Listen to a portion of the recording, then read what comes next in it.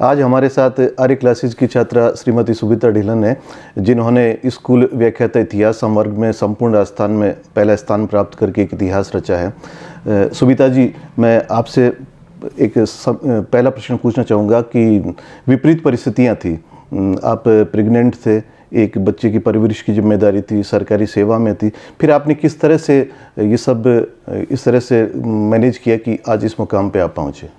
जैसे सबको पता है कि सिंगल प्रेगनेंसी में काफ़ी प्रॉब्लम्स होती हैं।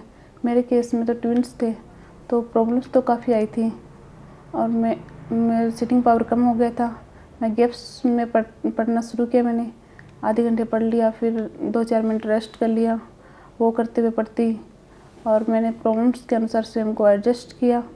और हस्बैंड ने भी मेरे को काफ़ी सपोर्ट किया, और उनकी एक टैगलाइन है कि संघर्ष जितना कठिन होगा, जीत उतनी शानदार होगी। इसी को ध्यान में रखते हुए मैंने पढ़ाई कंटिन्यू रखी और उसी का रिजल्ट सबके सामने है। किन किन पुस्तकों को आपने आधार बनाकर अपनी तैयारी को प्रारंभ किया, और क्या रणनीति रही कि किस पार्ट को कितना टाइम दिया जाए?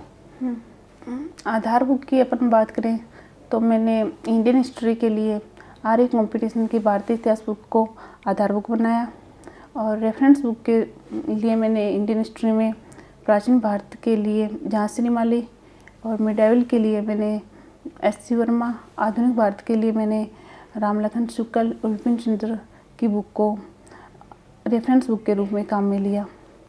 और वर्ल्ड हिस्ट्री के लिए मैंने अरविंद जी भास्कर जी की पुस्तक को आधार बुक बनाया। जैन और माथुर की जो वर्ल्ड हिस्ट्री की बुक है उसको मैं रेफरेंस बुक के रूप में पढ़ा।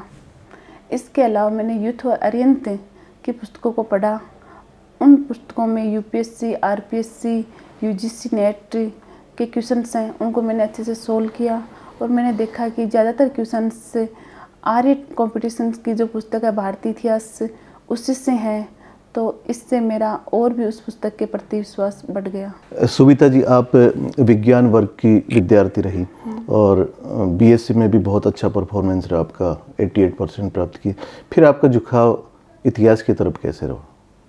12th के बाद मेरी शादी हो गई थी। शादी होने के बाद में मैंने कॉलेज की पढ़ाई प्रिंस कॉलेज से की, और वहाँ पे क्या होता है, ग्रेजुएशन के साथ में कंपटीशन की क्लासें लगा करती थी, और आलोक जी जहांगीर सर हमें वहाँ पे हिस्ट्री पढ़ाते थे, और वो हिस्ट्री इतने अच्छे से पढ़ाते थे कि मेरा हिस्ट्री के प्रति रुचि डेवलप हुई, और मैंने हिस्ट्री से एमए करने का फैसला लिया, और मैंने राजस्थान यूनिवर्सिटी से स्वयं पाठी विद्यार्थी रहते हुए प्रथम श्रेणी से एमए क्लियर किया, और मैंने हिस्ट्री विषय से 7 बार नेट भी क्लियर की है। सुबिता जी, जैसे आपने अपनी तैयारी प्रारंभ की तो आपको यकीन था कि प्रथम स्थान तक आप पहुंचेंगी? जब मैं एग्ज़ाम देख के आई थी तब मेरे को इतना विश्वास था कि अपनी रैंक अच्छी आएगी, पर इतना नहीं था कि फर्स्ट रैंक आ जाएगी। आज जब फर्स्ट रैंक आई है तो बहुत ही अच्छा लग रहा है, और सब ने सपोर्ट किया, उन सब खुश हैं। युवाओं को क्या संदेश देना चाहेंगे कि 1-2 बार के प्रयास के बाद वो असफल हो जाते हैं अटेम्प्ट के बाद, तो क्या सोच के तैयारी करें कि निश्चित रूप से आपकी बार अपन सफल होंगे? आपके समक्ष भी ये समस्या आई होगी।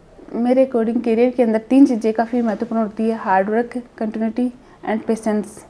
इन तीनों को माइंड में रखकर युवा तैयारी करेगा तो उनको सफलता अवश्य मिलेगी। और मेरे अकॉर्डिंग स्कूल व्याख्याता के अंदर सब्जेक्ट के साथ में फर्स्ट पेपर का काफ़ी इम्पोर्टेंट रोल है।